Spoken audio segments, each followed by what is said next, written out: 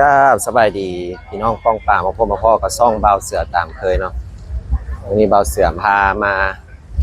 อย่างเลาะตลาดมืดแคมของเลาะลิ่นเลาะเบิ่งเครื่องของนะพี่น้อง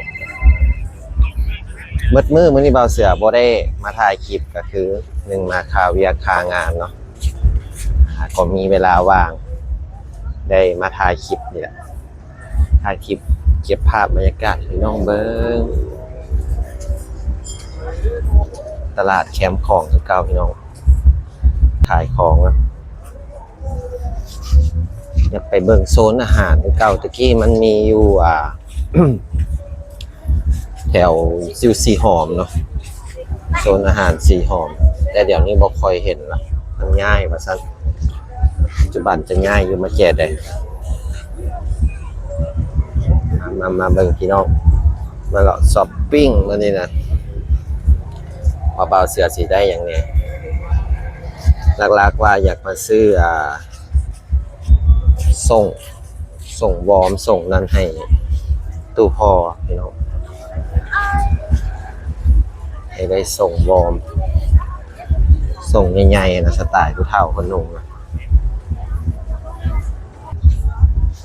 ลุงก็หลายลุงเฟชั่น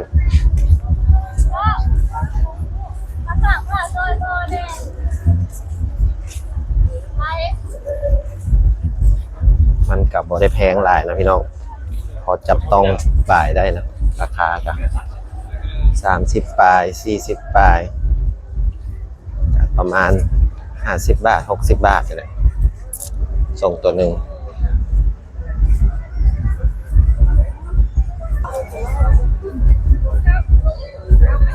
กระเป๋า15 อากาศดีอยู่พี่น้องบรรยากาศดีคนมาย่างหลายอยู่มื้อนี้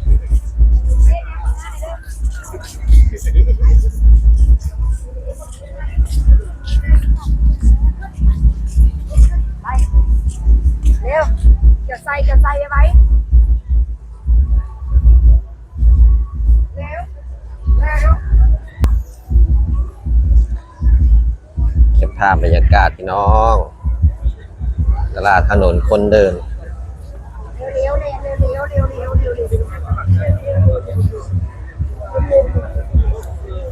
โอ้นี่โซนอาหารเห็นละพี่น้องไปเราเบิ่งโซนอาหารก่อนเพื่อได้ของอยู่ของกินน้ำพร้อมยุ่งเวียก็ลบใต้ลบเหนือมื้อนี้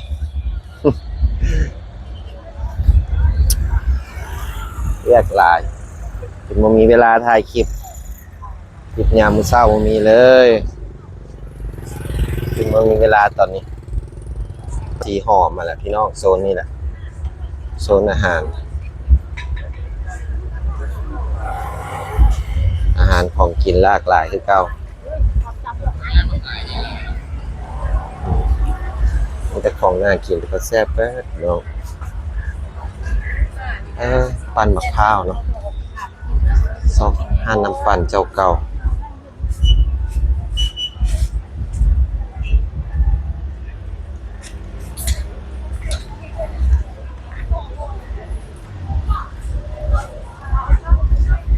มันง่ายจากโซนสีหอมอะไรพี่น้องนี่ว่าน้ำปั่น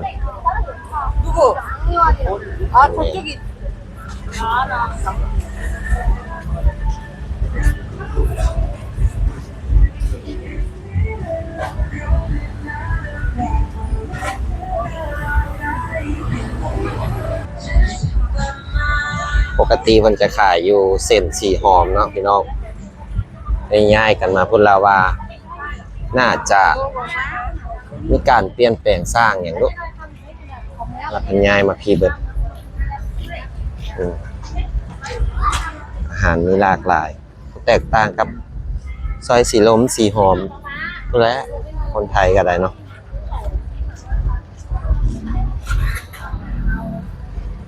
แน่นเบิดอะไรเงี้ยโอ้มีทอดแมงทอดอีกมีแมงทอด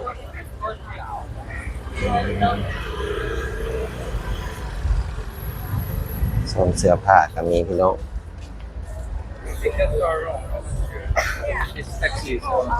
look like you know. เสื้อผ้าฮันนี่งามใช่ปะ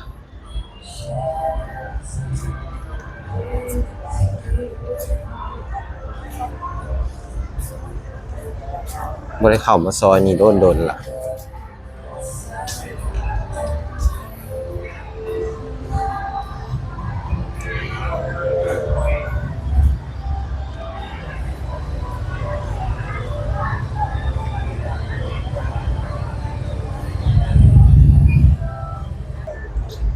เลาะเบิ่งอาหารของกินก็บ่เห็นมีหลายคือเก่าเนาะโซนนี่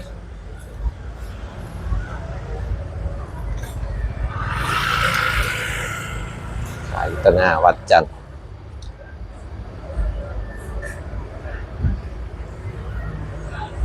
ได้กินปั่นมะพร้าวสด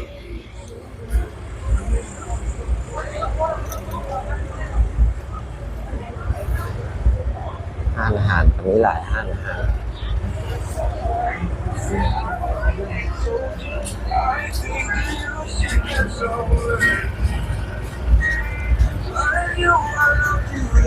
ไปย่างต่อพี่น้องย่างไปต่อย่างต่อซอกไปโซนเสื้อผ้าไปแล้วไปเบิ่งโซนอาหารเสื้อผ้าไปแล้วใครแต่ว่ามื้อนี้อากาศเปลี่ยนใจนะพี่น้องบรรยากาศอากาศเปลี่ยนใจบ่มีฟ้าบ่มีฝนบ่ตกปานใดมื้อนี้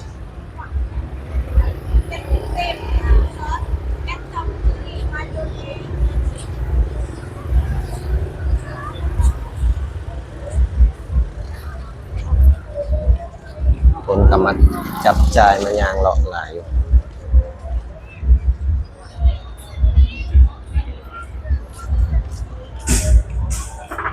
มายางเลาะช้อปปิ้งหลายอยู่มื้อนี้ไปหลอกวัยรุ่นต่างประเทศหลอกเกาหลีญี่ปุ่นไทย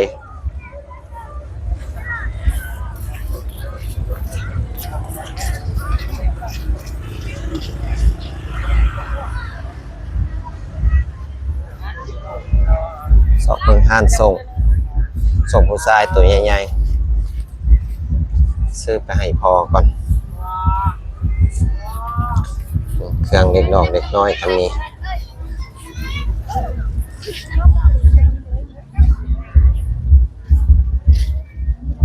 สุดถอกสุดนอนรองเท้าเกือบทุกคู่ละ100,000 100 กว่าบาทพี่น้องเกิดก็ได้คู่งามๆเกิดเอาเสือใส่กันราคาเท่านี้แหละ100 กว่าบาท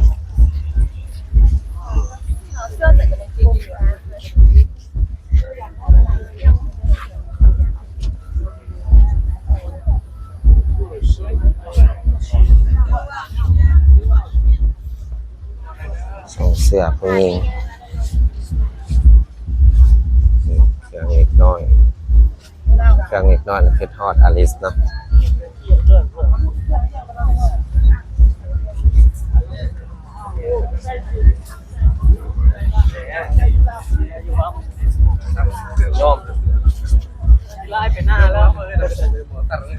ส่งเสื้อแฟชั่น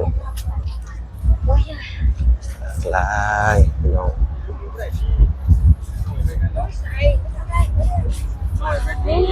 พอคนไทยก็มาซื้อกันพี่น้องไทยคนเมืองนอกเมืองนาเกาหลีมาซื้อกัน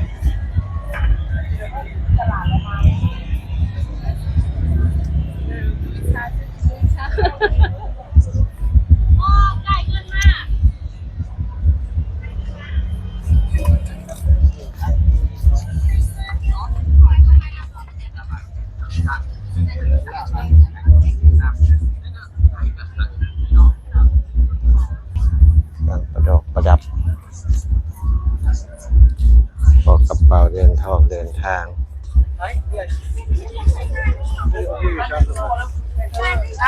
Sorry, was hier schon.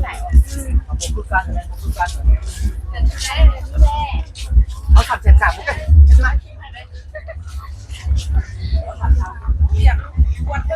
เครื่องสำออกสำอาง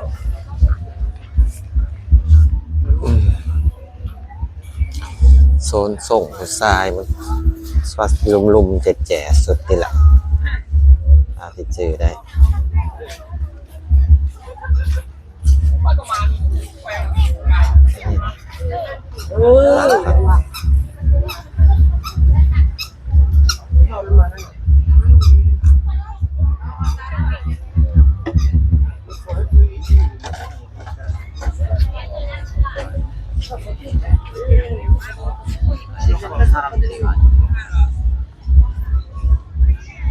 สไตล์เบาเสือลงเลยเครื่องสีขาว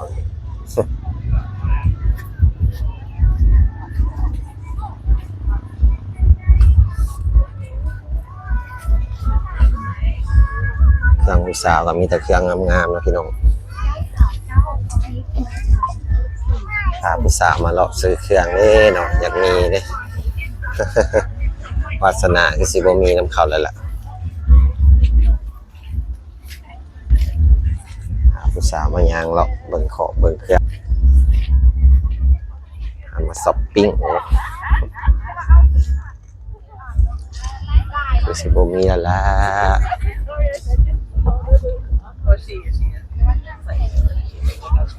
Okay, great. I've got 3 merchants. Exactly.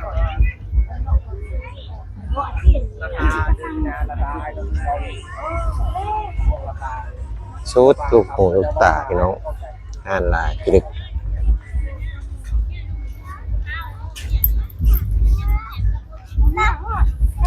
ฝนบ่ตกคนกับมายางเลาะลายทำเมื่อใดฝนตกกับอ่านกับบ่ลายคนกับบ่ลาย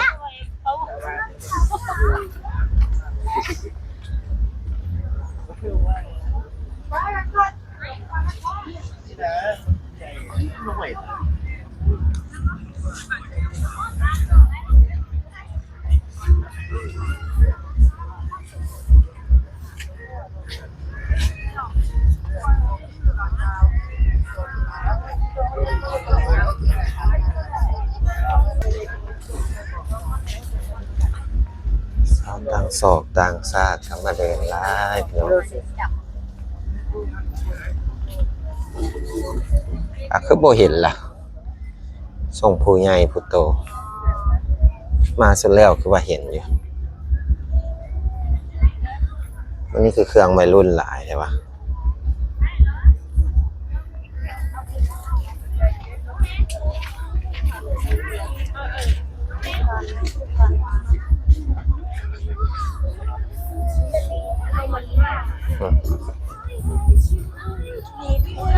ดูโซนใดพี่น้อง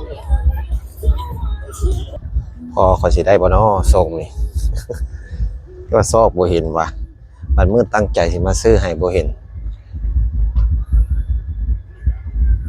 เครื่องเล็กน้อยพี่น้องเหมาะแต่สาลิดเบิดเนาะเครื่องเป็นตะแพง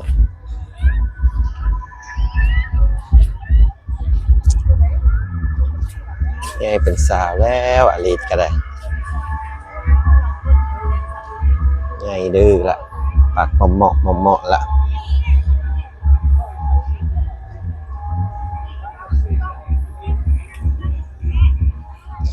บ่เห็นเว้ยอยู่โซนใดวะเครื่องผู้ใหญ่ผู้เฒ่า Kéo đây. รถไม่ได้ไปเอง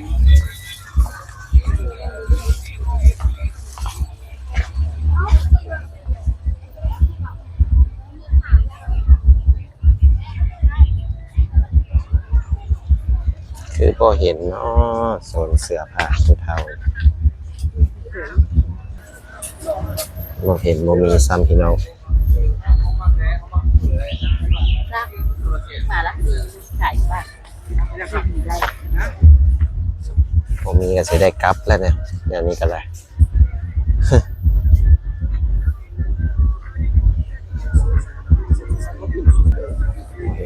สิได้กลับละมือตั้งใจนี่บ่เห็นมันมือบ่ตั้งใจนี่ไปย่างเลาะคือว่าเห็นดีห้านปิดห้านบ่ปิดเนี่ยที่บอกอ้าวยาผมมีไปโซกซื้อตลาดบ้านเนาะเอาให้ตัวแม่ไปซื้อให้เอาครับคำนั่นล่ะ บ่ได้อย่างทั้งนั้นของกินกับบ่มีแล้วกินยากหลายเอากลับบ้านก่อนพี่น้องคลิปนี้ก็สิฝากไว้ซ้ำนี้แหละเด้อก่อนอื่นเบิดเบาเสือก็ขอบใจทุกคนเนาะแม่ป้าลุงหน้าอาเนาะที่เข้ามาเบิ่งคลิปเบาเสือส่งมาถามอยู่ว่ามื้อนี้เบาเสือไปไสเนาะคือเงียบคือเหงาแท้บ่เห็นลงคลิปคาเวียกเนี่ยเนาะพี่น้องคาเวียกคางานเนี่ยเลยบ่มีเวลาลงคลิปเก็บภาพบรรยากาศซ้ำนี้ล่ะไปก่อนสวัสดี